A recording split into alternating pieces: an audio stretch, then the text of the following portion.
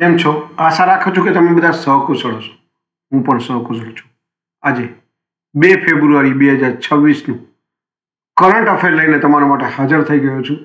તો ચાલો મોડું ન કરતા આજનો વિડીયો શરૂ કરીએ છીએ. એની પહેલાં કહેવા માંગીશ કે ચેનલ પર નવા હો તો સબસ્ક્રાઈબ કરી લેજો. વિડીયો જો પસંદ આવે તો લાઈક કરી દેજો અને ભાઈબંધ દોસ્તાર ફેમિલી મેમ્બર સાથે વિડીયો શેર જરૂર કરજો જે પણ ગવર્મેન્ટ એક્ઝામની તૈયારી કરતા હો. તો ચાલો મોડું ન કરતા આજનો વિડીયો શરૂ કરીએ. પહેલો પ્રશ્ન છે સુનેત્રા પવારને કયા રાજ્યની ઉપ મુખ્યમંત્રી તરીકે નિયુક્ત કરવામાં આવી? સાચો જવાબ છે મહારાષ્ટ્ર.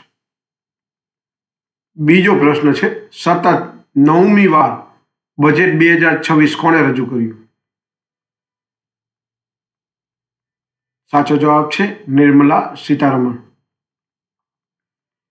ત્રીજો પ્રશ્ન છે વર્ષ 2026-27 માટેનું બજેટ અનુમાન રૂપિયા કરોડમાં કેટલું છે?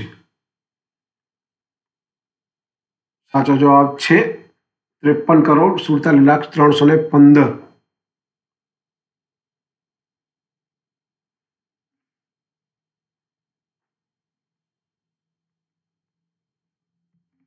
ચોથો પ્રશ્ન છે ગુરુ રવિદાસ જયંતિ આ વર્ષે ક્યારે મનાવવામાં આવી? સાચો જવાબ છે 1 ફેબ્રુઆરી. ચક્રા નામે એક સેન્ટર ઓફ એક્સલન્સ કોને લોન્ચ કર્યું? સાચો જવાબ છે SBI.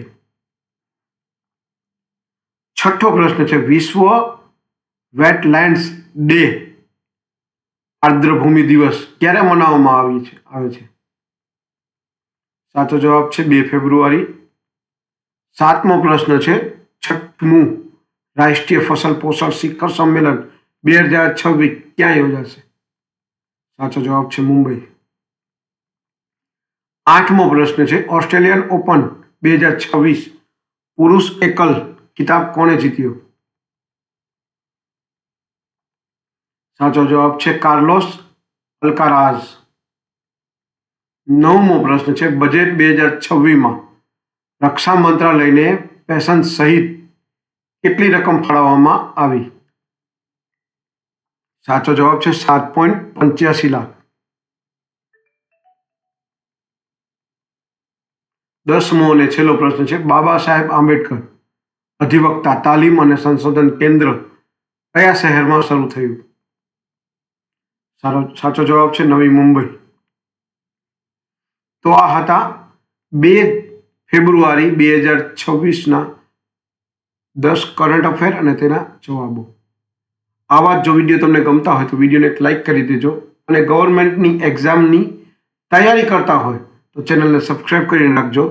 અને જો તમારી સાથે ભાઈબંધ પણ ગવર્મેન્ટ એક્ઝામની તૈયારી કરતા હોય તો વિડીયો શેર કરવાનું બિલકુલ ના ભૂલતા. આજ માટે આટલું જ.